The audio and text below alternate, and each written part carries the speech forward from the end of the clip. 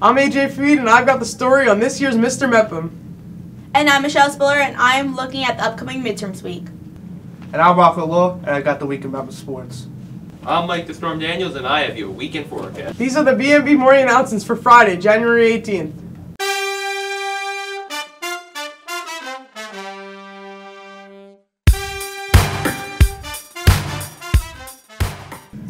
Good morning, Mepham. Today is day 6. Please rise for the pledge. I pledge allegiance to the flag of the United States of America and to the republic for which it stands, one nation, under God, indivisible, with liberty and justice for all. Today's a day the Mepham community teams up with students at the rest of the schools in the district to package goods for Martin Luther King Day service. Across the district, today students will be leaving their socialist classes to package items that have been collected over the past few weeks. These items will then be taken to local organizations like Mama's House, the Book Fairies, and Mary Brennan Inn, to name just a few where the donations will be used to make a difference in the lives of people living right here in our own community. Nice work, Mepham. Last night here at Mepham, it was one of the big nights on the school calendar, as hundreds of members of the Mepham community turned out for the 10th annual Mr. Mepham. A great time was had by all, and now in a very special around campus, the 2019 Mr. Mepham begins his reign by sitting down with our very own Ryan Kender.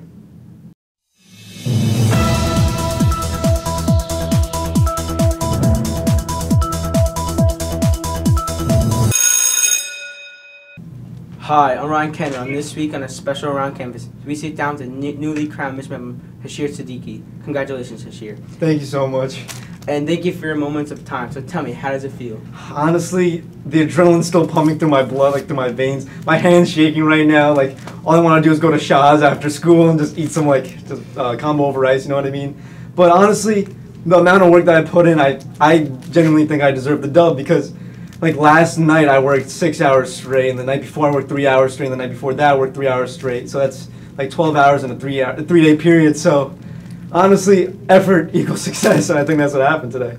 What do you think clinched the win for you? Well, honestly, it's mostly my legacy. Like freshman year, I made a stupid video. Sophomore year, I made some weird thing. I don't even know what I made sophomore year. Then last year, I made Hash's plan. So this was just kind of like the repeat to last year because I deserved the win last year. So overall, I'm just really happy with how the results came out, and I think I deserve the dub. As Mr. Mepham, how will you plan to reign for fellow Mepham students? What do you plan to do for the kids? Well, after this crown, it's just symbolic mostly, because being Mr. Mepham is not about like having the title and showing it off, whatever. It's about being a person with good characters and morals, like in and outside the classroom. And I think that's the most important thing, like being able to have like high five underclassmen and make jokes like random people you don't even know. So I think those are the most important aspects in making Mr. Mepham, and I'm going to continue to do that after this dub. And of course, congratulations to our faculty team winner, the champions, Mr. Pan. I hope that two of you enjoy the night and a successful reign as Mr. Mepham. I will, thank you. Now back to the studio. Thanks, Ryan. If you missed even a minute of Mr. Mepham, or if you want to relive the magic, the entire night will be on the BMB YouTube channel later today. Now to take a look at this week in sports, BMB Sports Director Rocco Law.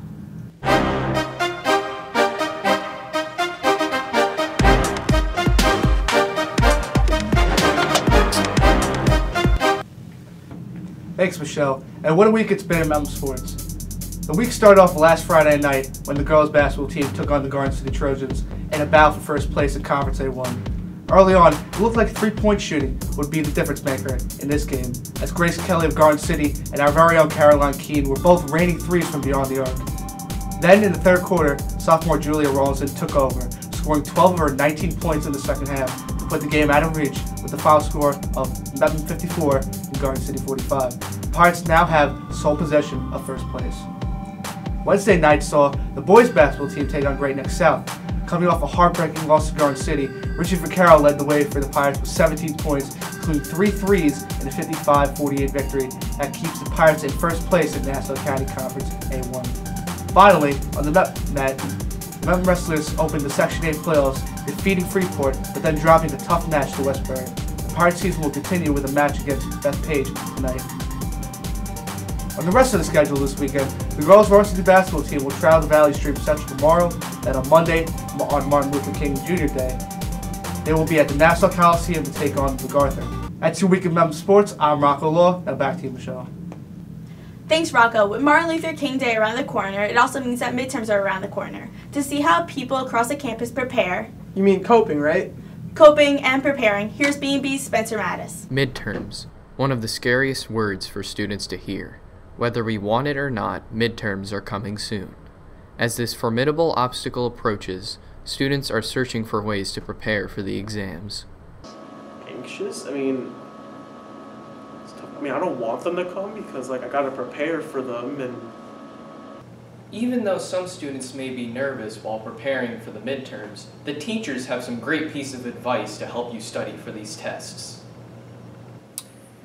One of the first things that I suggest is to look over old quizzes and tests so a student can determine their own strengths and weaknesses, so they know what to focus on and what they don't have to worry about as much. If I were to give 3 quick tips for preparing for midterms, I would say block out time for yourself so that you get time alone to do it. I would take notes and I would review the notes. Those are my 3 easy tips for studying. Midterms week will start on January 22nd and end on January 25th. For some people, this will be a week off, but for everyone else, this is a pivotal point in the school year. If you are taking any midterms, good luck! For BMB, I'm Spencer Mattis. To see what the rest of the Mepham community is doing to get ready for midterms, here's this week's Hall Walk-In.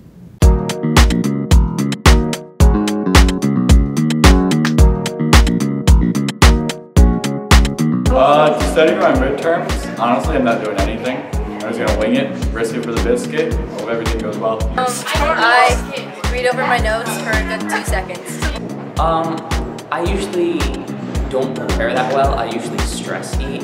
That's kind of the thing that happens. I'm going to study. I'm studying my review packets. I don't have any midterms to take, so I'll probably sit on my couch, you know, relax. Over the weekend, I've studied for about 30 hours, give or take, and I think I'm pretty prepared for the midterms.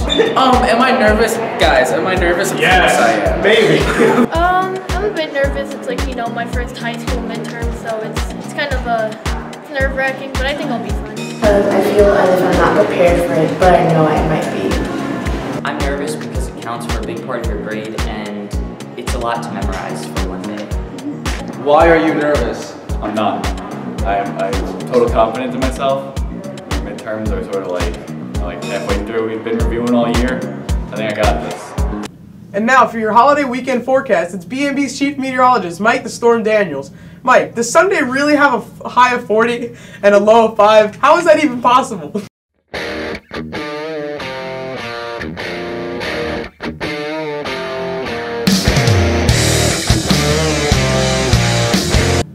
Hey AJ, that's what it's looking like right now. A high of 40 degrees on Sunday and a low temperature near 5 degrees. And it is definitely possible due to the polar vortex, which I will explain more in a minute. But now, Mepham, let's take a look at your weekend forecast.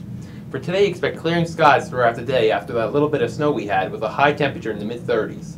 For tonight, expect mainly clear skies with being frigid once again with a low temperature near 20. For Saturday, expect sunny skies in the morning with it turning cloudy in the afternoon with a high temperature in the upper 20s. Now this is where it gets very interesting. For Saturday night, expect cloudy skies with a chance of either heavy snow, heavy rain, or heavy ice event, or maybe all 3 at once with the low temperature in the lower 20s.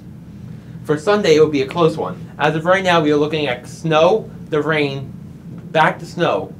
But if this storm comes further south than expected, we could be dealing with a historic storm. So sign up for my reminders and stay updated. Right now, it's still too early for snowfall amounts, but some models show 4 to 6 inches plus of snow with 2 inches of ice accumulation. For Sunday night, expect clearing skies with a low temperature in the lower single digits and wind chills in the negative teens. That temperature drop is all because of the polar vortex, which is a fancy term for a trough coming down from Canada with some of the coldest air available. Anyway, good luck to everyone on the midterms and stay safe and warm this weekend. And have a wonderful weekend, Mepham.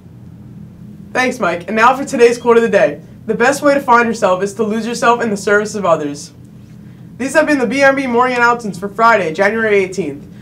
Enjoy your holiday weekend, good luck with midterms, and remember, you don't need to be great to serve. Once again, have a great day, Mepham.